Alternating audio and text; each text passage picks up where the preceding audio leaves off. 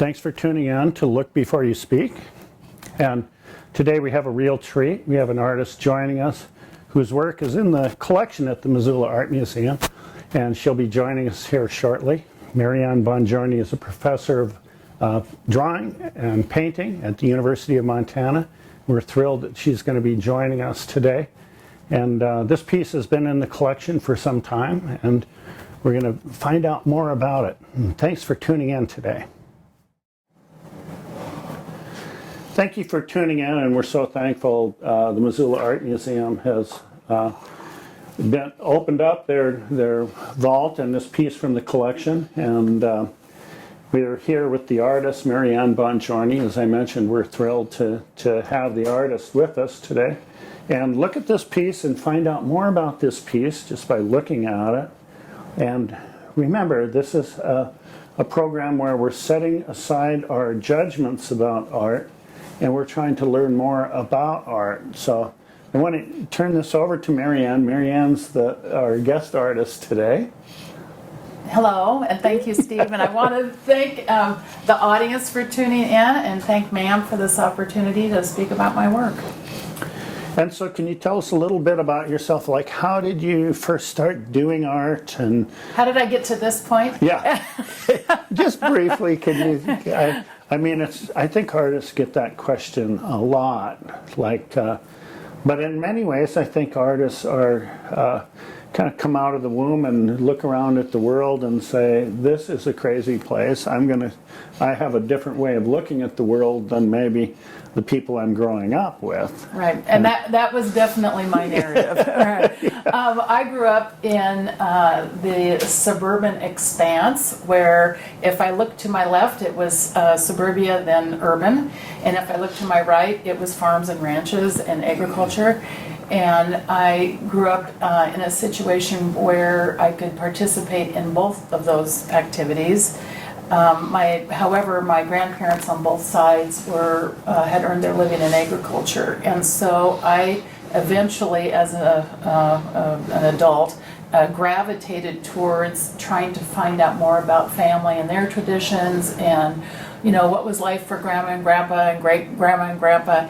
And I had always made art. I was I was trained in music, and I'd always made art, and I had very overtly proclaimed in Sunday school, according to the Sunday school teacher in first grade, that I was going to be an artist.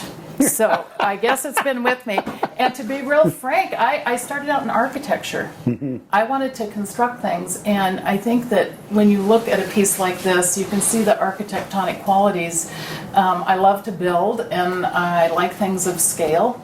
And so I think some of that starts to show. And this is from the early 90s? Correct. It's an early 90s piece. Yeah.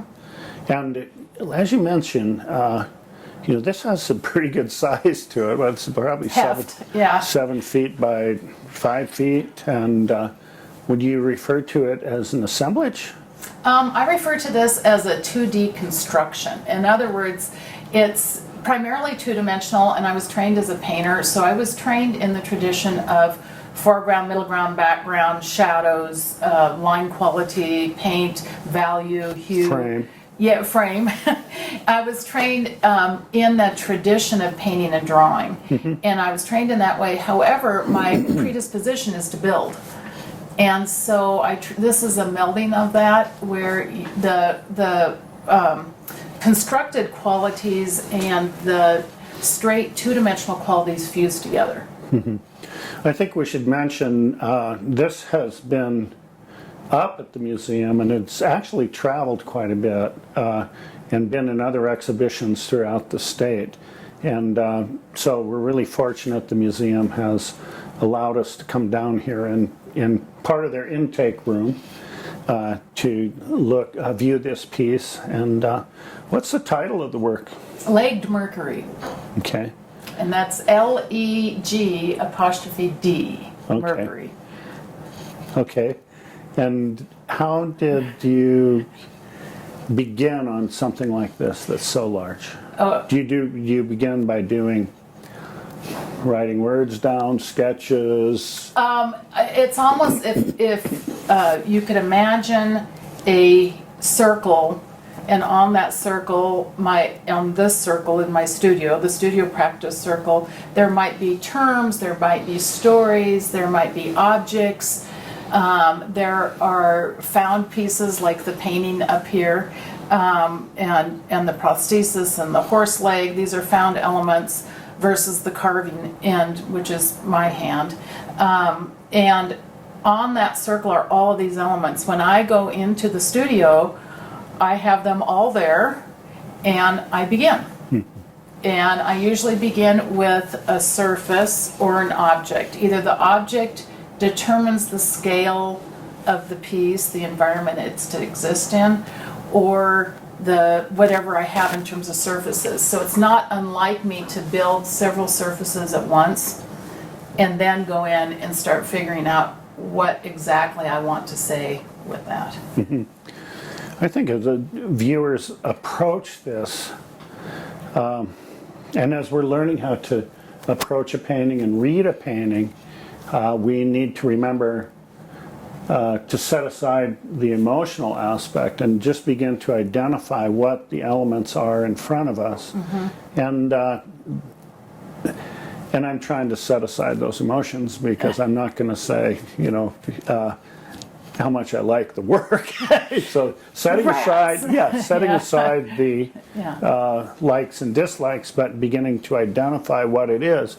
And to me, there's real balance in the mix of found objects and the painterly aspect. And the painterly aspect referring to the history of painting. Right. And part of that, I hope that that's your intent that I'm reading into. It is. Okay. Yeah, spot on. Yeah. Okay. And some of that, in the way we read that, is color, tone, the depth that you're intending to create and make with the work, and the play on words in the title. So. Well, and I like to think of it as when you look at when a person looks at I'm not even going to say looks. I'll say when a person experiences a work of art, I try to think about it as the information that's filtering through your head, being the intellectual, detached information that's more maybe historical or critical. It's probably language-based, or at least societal-based. And then what you're feeling emotionally with your heart. So does your heart override the head, or does the head override the heart? I think ultimately what we want is both operating simultaneous so that there's a balance between the head and the heart. And I believe in this work there is a tremendous sort of emotional velocity to this work, and yet you come back both left and right anchored are these very strong images, and so there's this tendency to have a conversation within the border between the painterly qualities and then the image qualities. And how did you begin to work toward creating larger works, larger pieces, more sculptural? How did that all begin? It was dictated by the found objects. So if I have, as you can imagine, and guess what, anybody listening, I think Steve's studio might also resemble this. I have tubs and boxes of similar things. I have a whole box of nothing but body parts and legs and things that go with it, shoes and prosthesis and shoe frames, and I think of it as and I ask myself, what does that embody? What does that symbolize? Does it symbolize the individual? Does it symbolize movement of some kind? All right. And can I use that in the narrative that I'm suggesting? And so this determines the scale. I wanted these to appear sort of smaller in a field. And when you stand in front of a large piece of art, the art envelops you versus looking into a piece of art. It's not so much me projecting myself into a smaller format, but the format including my structure, my body size, in its reality. And I just wanted to mention, you work in lots of different scales, but this piece is one of the larger ones. I know that you've worked larger than this as well, and also done performance work and taking up space, installations, and your interest in I don't know, enfolding the audience is different with these larger pieces. Yeah, it is. Yeah. There's more real estate in these pieces. The larger pieces have a lot more real estate to physically develop and ultimately edit and dictate how you want them to come across. All right. And what I like about this scale is that this is both actual scale, but it's also the scale within this information, this environment. And that environment in this particular piece back then, and I don't do it as much now, these heavy frames, separating the reality of the viewership or this time and space, the time and space that's moving and the time and space that's fixed. And I wanted to bring that out by putting these heavy frames on them. These, I mentioned the installations, but also the larger pieces, and it seems to me that you must think about the viewer's point of view. Oh yeah. Like Cartesian in this case, definitely, right? Okay. Yeah. So where you want that viewer to arrive in their position of looking at the work. And how did you arrive at thinking about that? That's a great question. For the viewer, and some of your viewers will know this, that a lot of art from Western civilization took place with the viewer being in the center, looking at it fixed from a central viewpoint. So if we go back to the Last Supper, for instance, and you'll see behind the head of Jesus at the table, there are windows, all right? And that would be considered the Cartesian viewer. The Cartesian viewer is in this fixed relationship with the work. The non-Cartesian viewer is the viewer that is where both the work and the viewpoint, both intellectually and spatially, visually, is always in movement, all right? Now, for me, I'm still using primarily the Cartesian because I feel like this culture is still in that moment of the fixed viewership in a lot of ways. It also comes from miles and miles of driving. And when you go down the highway and you're all the time looking at livestock, which I do, I turn and I look. And the way that we are set up as humans, right, in our vision, our viewfinder, you will turn and center it. Not very often will you see something out of your peripheral and not turn if it captures your attention, right? So it's coming from, let's say, my experience driving in the Western landscape, okay? But it's also coming from the educated side or the intellectual side, right? If that explains it. I have two questions. Sure. Questions, but I think for our viewers, and one of the foundations of this program is to remind our viewers that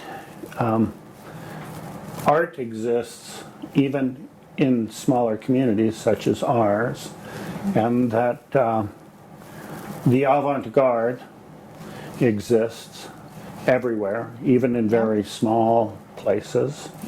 And one of the things that this piece brings to the forefront is the idea of the West, the expression about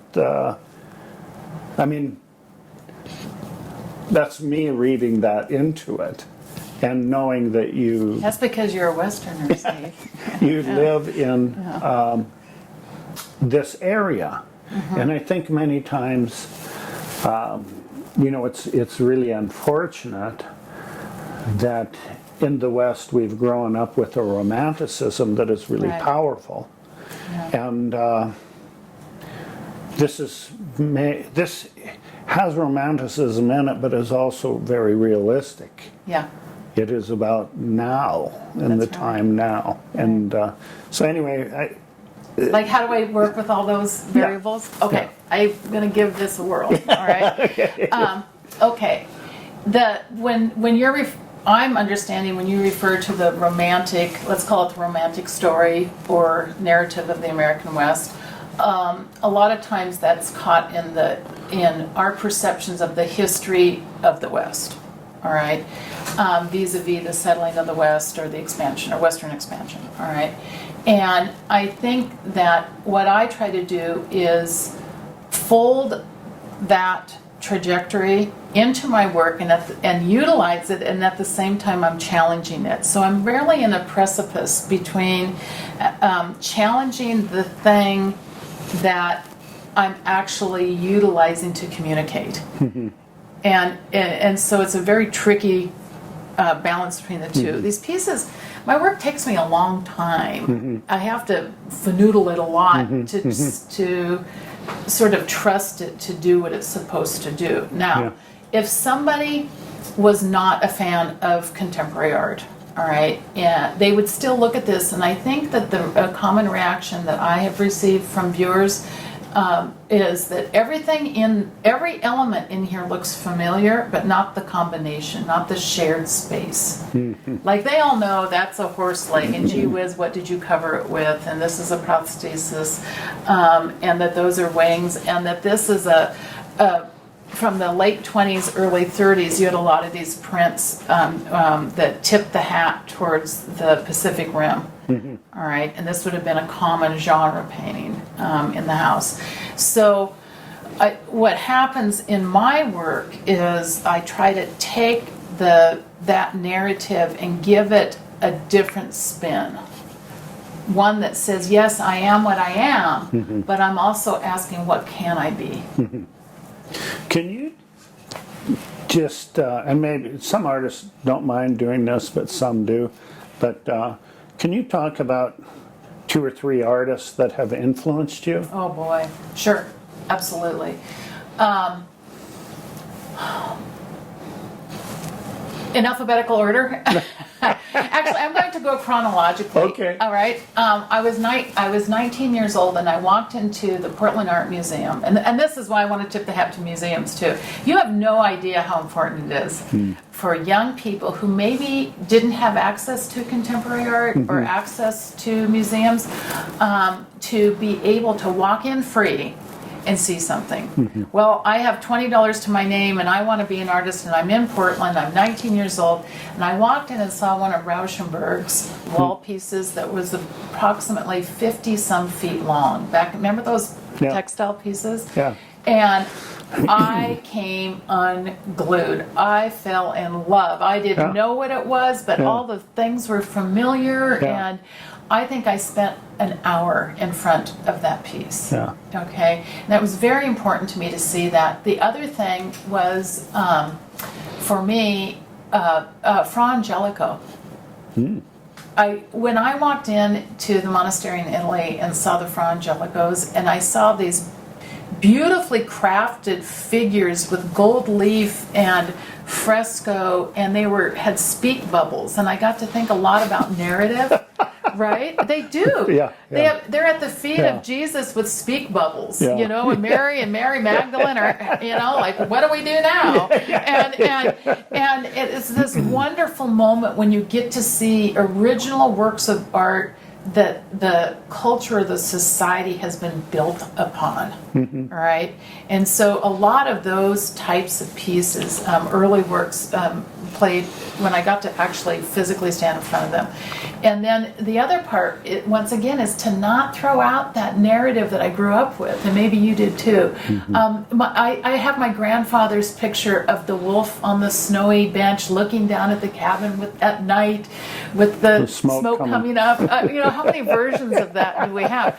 Well, I think it's important to look at what other people call art and see how we can be informed in this reciprocal information. And that leads me to thrift store works, like picking things up in thrift stores, because if you think about it, someone designed it, someone manufactured it, someone bought it. But you can change the meaning of it. I can change the context. Yeah. Right?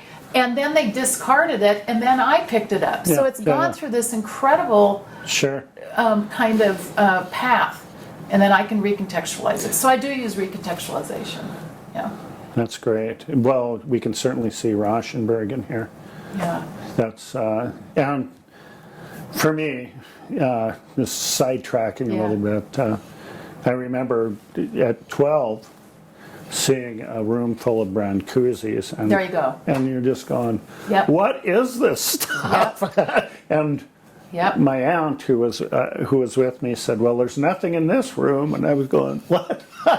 These are amazing. I don't know what they are. I don't know what they are. Yeah. You know? I remember thinking, I don't know what this is, but whatever it is, I'm a part of it. Yeah. All right. And that's part of... And I also saw Spiral Jetty, and I was about 14. Oh, wow. I flew over it when it was being made. The dump trucks were Wow, still there. wow, Yeah, wow. yeah. Well, we were, you know, that goes back to the whole intro, and I think many artists grow up and they get into a routine of learning how to express themselves and doing that over and over and over again. And kind of the teenage years are the critical years where you either Yes. float or you don't. Excuse me. And a lot of people give it up. Yeah, But, they do. you know, the critical thing with this program is just reaching out to our audience and reminding them that art happens everywhere. And our neighbors are artists, and family members are artists, and it's really important to be supportive of one another. And Supportive of the handmade. Yeah. and so, well, I want to thank you so much for coming on today, and this is a wonderful piece. And look for it at the Missoula Art Museum. Oftentimes they rotate their collection through their exhibitions, and this is really a wonderful piece. And we're very fortunate to have Maryann with us today, and I want to thank her very much for Thank being you, on Steve. today.